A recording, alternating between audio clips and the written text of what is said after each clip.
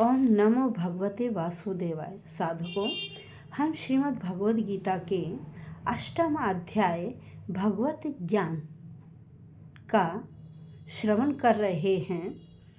श्लोक संख्या 20 तक हम श्रवण कर चुके हैं। आज हम श्लोक संख्या 21 का श्रवण करने जा रहे हैं। तो आइए, श्लोक संख्या 21। अव्यक्तोक्षर इत्युक्तस्तमाहु परमां गतिम यम प्राप्य न निवर्तन्ते तद धाम परमाम गतिम। अब यहाँ श्री कृष्ण अर्जुन को बता रहे हैं कि हे अर्जुन, जिसे अव्यक्त और अक्षर कहा गया है उसी को परम गति भी कहा जाता है। जिसके प्राप्त होने पर जो जीव है वह बार बार इस संसार में लौटकर नहीं आता है। किसको प्राप्त करने पर? जब हम उस परम धाम को प्राप्त कर लेते हैं या परम गति को प्राप्त कर लेते हैं, तो उसके बाद हम इस संसार में बार बार जन्म लेकर नहीं आते हैं। तो आइए शब्दशः अनुवाद। अव्यक्त, अव्यक्त का मतलब अप्रकट। अव्यक्त का मतलब अप्रकट, जो प्रकट नहीं होता है। फिर अक्षर, भाई अक्षर क्या? अक्षर का मतलब नष्ट होने वाला। अक्षर का मतलब अविनाशी, जिसका कभी विनाश नहीं होता है।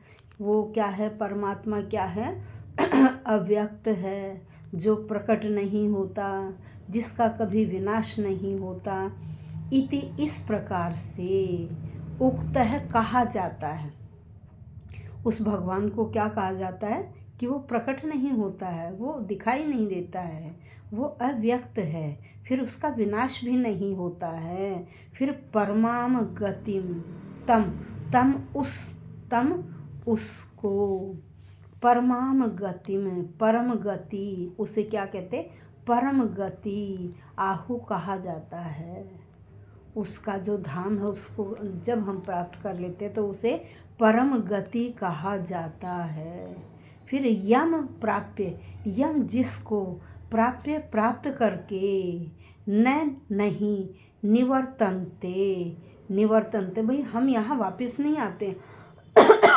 जिसे प्राप्त करके हम वापस नहीं आते हैं। तत् धाम, उस धाम को, परम मम मेरा, श्री कृष्ण कहते हैं जो वे मेरा परम धाम है, उसे जब आप प्राप्त कर लेते हैं, भगवत ज्ञान से उसे प्राप्त कर लेते हैं, तो आप उसके बाद इस संसार में, इस भौतिक संसार में आप जन्म नहीं लेते हैं, अर्थात यहाँ वापस नहीं आते हैं।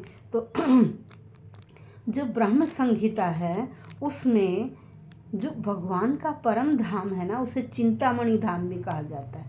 जो कृष्ण भगवान का परम धाम है उसे चिंतामणि भी कहते हैं, उसे ही गोलोक भी कहते हैं, उसे गोधाम भी कहते हैं। इस प्रकार से जो व्यक्ति वहाँ पहुँच जाता है उसकी सारी जो इच्छाएं हैं वो अपने आप ही पूरी हो जाती हैं। जब भगवान ने अवतार लिया था, देखिए भगवान का जो परम धाम है ना, उसे गोलोक भी कहते हैं, गोधाम भी कहते हैं, उसे वृंदावन भी कहते हैं। जब भगवान ने मनुष्य रूप में अवतार लिया तो अवतार लेकर किस भूमि पर वह रहे और जहाँ के कण कण का उन्होंने स्पर्श किया, वह आज भी जो मथुरा से कुछ मील दूर है, जिसे वृंदावन कहते हैं, वह ऐसी पुण्य पवित्र भूमि है जहाँ श्री कृष्ण भगवान ने अवतार लेकर जिस जन्म भूमि को उन्होंने क्या किया, उस भूमि का उद्धार किया। वहाँ के कण कण में आज भी व्यक्ति उनका वास समझते हैं, अनुभव करते हैं। तो भगवान ने जब मनुष्य रूप में अवतार लिया तो जिसे हम आजकल वृंदावन कहते हैं, वहाँ वृंदावन की भूमि का उन्होंने क्या किया? उद्धार किया, स्पर्श किया। फिर बाद में वहाँ से वह कहाँ चले गए थे? द्वारका चले गए राजपाट करने के लिए, जहाँ उन्होंने राजकार्य संभाला, राजपाट किया।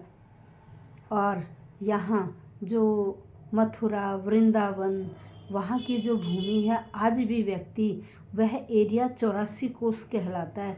आज भी जो श्रद्धालु हैं वह वहाँ परिक्रमा करने के लिए जाते हैं और वहाँ की ज़मीन की जो धूली है उसे अपने मस्तिष्क से लगाते हैं। तो देखिए वह धूली कितनी पवित्र है। इतने वर्षों के बाद भी हमारी उतनी ही आस्था है और हर व्यक्ति सोचता है कि मैं वृंदावन एक बार जीवन में अवश्य जाऊं और वहाँ की जो धूली कण हैं उन्हें अपने मस्तिष्क से लगाऊं और वहाँ की ज़मीन का मैं अवश्य स्पर्श करूं।